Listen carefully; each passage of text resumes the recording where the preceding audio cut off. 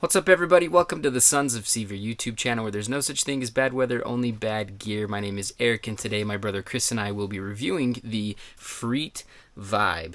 So this is a hybrid running shoe from Freet, something that can perform well on the streets and on the trails. At least that's what they designed it for. If that's something that you're looking for and something that has barefoot qualities to it, then this might be the shoe for you. Chris and I are going to go back and forth talking about the things that we like and that we don't like about the shoe. As always, there are timestamps down in the description, so if you want to skip around the video, feel free to do that. Before I send it over to Chris, I am going to talk about a few specs so that you know what you are getting into. Alright, so when it comes to the Vibe, they carry European sizes 37 through 48. It has a stack height of 8.5 millimeters with the insole in, 5.5 millimeters without it. The weight is about 7.5 ounces per shoe, and that was a European size 42, and the cost is $115 USD. It's made out of recycled bottles for the upper, and the outsole is some sort of rubber. So if you've been looking at something like a Xero Prio or maybe a Lems Primal Zen, then we think that the Vibe is going to be another good option for you. I'm going to send it over to Chris now so that he can tell you about the things that he likes about the shoe. Getting into my likes of the Vibe, the first thing I want to mention is the toe box. I think this is a very pleasant toe box, especially for my feet and the way that my feet slope. So my big toe is here and my pinky toe is about right here. Plenty of toe splay for me. If your toes are a little bit more square, not as sloped, you might be able to get away with it. You may need to play with sizing just a little bit, but I do think that the taper isn't as aggressive as some other companies, and I think that Freet does a really good job with their toe boxes in general. The next thing I want to talk about is what I call comfortable minimalism. So these shoes are very minimal, from 5 millimeters to 8.5 millimeters, depending on your insole setup, but they are still very, very comfortable on foot, to the point where the first time I tried them on, I was thinking they felt more like 8 to 12 millimeters in stack height, especially while running. Now, the nice thing about this is that if I am lifting weights in the gym, if I'm needing to get really close to the ground and dig into the floor, I pull the insole out 5 millimeters. That is a great stack height for a lifting shoe. I've found with other shoes as well. But then wanting to take it out on a run, needing a little bit more cushion, I'm going to throw that insole back in, or a different insole. We'll talk about that in our dislikes. And then I've got 8.5 millimeters or more, depending on what insole you choose. Plenty of comfortable cushioning for road running and trail running as well. With that, I think that the pattern on the bottom is very nice. It does a really good job in a lot of different scenarios. Like I said, lifting weights, needing to dig into the floor and grip, going out on road runs, no issues there. And then it's going to do decent when it comes to trail running. The last thing I want to mention is the inclusion of a reinforced toe. So I will show you. It starts about there and then wraps around to about there. And I really like that for a sport shoe especially. There's some other sports-minded barefoot shoes out there that don't include something like that. But when you're road running, when you're lifting weights, when you're trail running, odds are good you're going to bonk your toe up against something at some point. And I want a little something extra to protect me in those scenarios, and this hasn't. With all my likes out of the way, now I'm going to pass things back over to Eric, and he's going to talk about his likes of the Freet Vibe. When it comes to my likes of the Freet Vibe, the first thing that I will say is that I like the purpose that it has been built for, and I think that it delivers on that purpose. So this thing was meant to be a hybrid active shoe, like a hybrid runner. So this is something that performs really well running on roads and hard pavement, but also something that you can run on trails with. So I think that this outsole that they have is pretty versatile. The pattern that they have on it gives you some good traction on easy trails, and it's also not out of place running on pavement. So I like that versatility that it has, and I think that it really delivers in both of those areas. I've enjoyed running in it wherever. And I'll echo one thing here that Chris said about the barefoot qualities of the shoe. I really like Freet's toe boxes that they have. This thing is pretty wide, and I really like the shape that it has. It reminds me a lot of the Splay shoes toe box. As you can see there, they are pretty similar, but this thing is definitely meant for more active pursuits than any of the displays are. So that's one thing that I like about it too.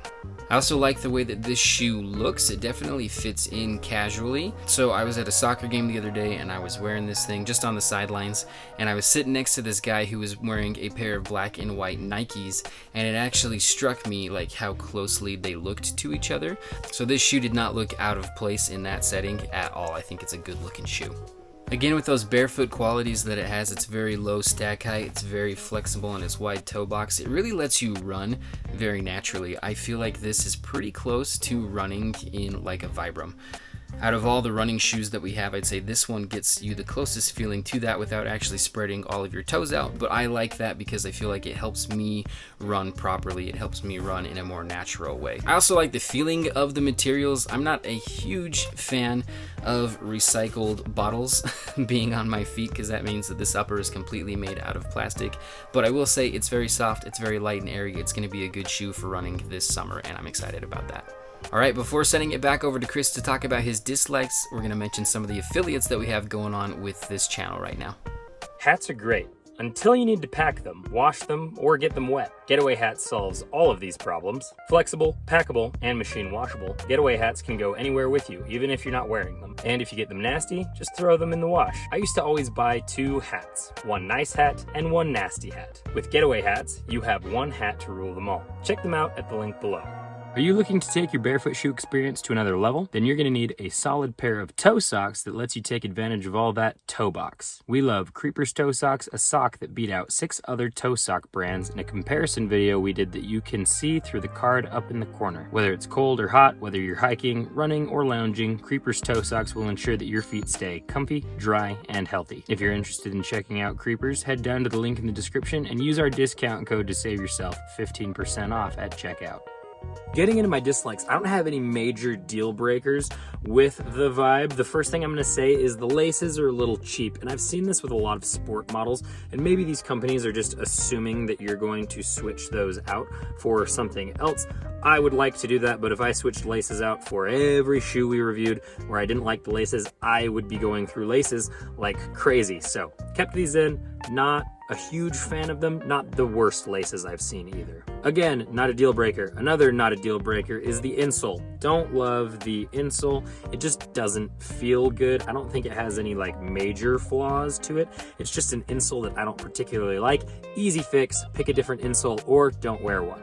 The last thing I'm going to say is I would love to have more natural materials. I think this is a bottle yarn upper, if I remember correctly, and honestly, something that I've been thinking about a lot lately is I don't mind if those recycled earth responsible materials are on the outside of the shoe, as long as they're lined with something that is more healthy for you. So that's a shift I'd love to see all companies move towards, but I'd love to see more natural materials used in a future version of the Vibe that would make me a little bit less wary when it comes to what kind of materials I'm wearing on my body. Again, not a deal breaker. There's other shoes that I very much love that don't have natural materials as well, but I would love to optimize for something like that. With all of my dislikes out of the way, I'm going to pass things back over to Eric to get into his dislikes. Okay, when it comes to the dislikes of the shoe, the first thing I can think of is that I'm not a huge fan of the Ortholite insoles that Freet has, and the thing that I don't like about them is this heel part that wraps up. It kind of feels like it's squishing your heel. And I've gotten used to it over time. I think that it kind of breaks in, so if that bothers you as well, don't give up on it. But initially, I wasn't too big of a fan of this insole. One of the things that I like about the shoe is also going to be a bit of a drawback for a lot of people as well, and that is that it's so minimal that this is not going to be a good first barefoot running shoe for you. You definitely need to find something that has a little bit more stack height if you're just starting your transition.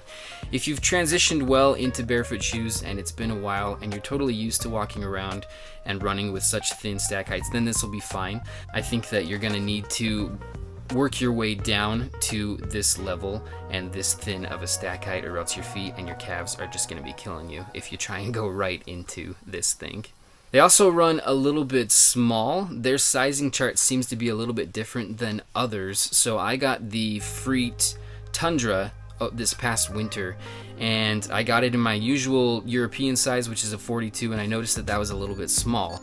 And so I got this one in a 43, and it fit me perfectly. So I would take your European size, and I would definitely go up one, and I think that that will fit you just fine. That's at least my experience with the shoes. Always look at their sizing guide and really try and go off of that. But for me, I had to get a size up in my normal European size for this to fit. And the last thing's pretty subjective, but I wish that they had more colors. I mean, this black and white one looks nice, and that faded one that Chris has is really cool too, but why not get a ton more out there? That's one thing that I can say about the Lems Primal Zens and the Xero Prios. Very similar shoes, but those ones have a ton of different color options, and these ones are just kind of boring. This is a shoe that I really like, but I wish that it had a little bit more variety there, and that would make it a little bit more fun to wear, in my opinion. All right, gonna send it over to Chris now so that he can give you his final opinion and the outro for the video. Here at the end, I want to give you my final opinion of the Freet Vibe. I think it's a really good, viable barefoot shoe. It's got the barefoot shoe qualities that you're going to want. It's got a wide toe box. It's zero drop, very minimal stack height that you can manipulate depending on what you're using it for. And then outside of all of that, it also looks pretty good. So I think it could work as a casual shoe, but then obviously works as a runner, trail runner if you really want to, and great for lifting weights in the gym. So for the Freet Vibe, I could definitely recommend this shoe if it's one that you've been looking into. Folks, if you liked this video, we would appreciate it if you would like and subscribe and comment. That really helps out the channel. Down in the description, as always, we have a bunch of links and discount codes to companies that we recommend and we like to work with. So whether it's barefoot shoes, barefoot shoe accessories like toe socks, or other outdoor and adventure gear, those links and discount codes are down in the description. If you're looking for exclusive behind the scenes, up close and personal content from us, we do have a Patreon page. There's a link down in the description that will take you over there. There is footage on there that you won't see on any of the other platforms that we use, and the best thing about it is it's only $1 to subscribe. So head down to the link in the description and head over to our Patreon page. We'd love it if you'd follow along with us on Instagram. I am constantly doing unboxing videos, so you can see what products we're working with by following along on the Instagram. If there's anything specific you want to see, that is the first place where you'll see it. We'd also love it if you would follow along with us on Strava, a platform where you can log all of the different outdoor and adventure activities that you're doing. We log all of our activities, whether it's lifting weights, running, trail running, hiking, paddleboarding, all those things are tracked on Strava. And then we post about the gear that we're using during those activities. You can do the same. We'll follow you back, and we'll continue to build a really cool outdoor-minded community on Strava. We're glad you're here. We appreciate your view. And as always, we will catch you in the mountains.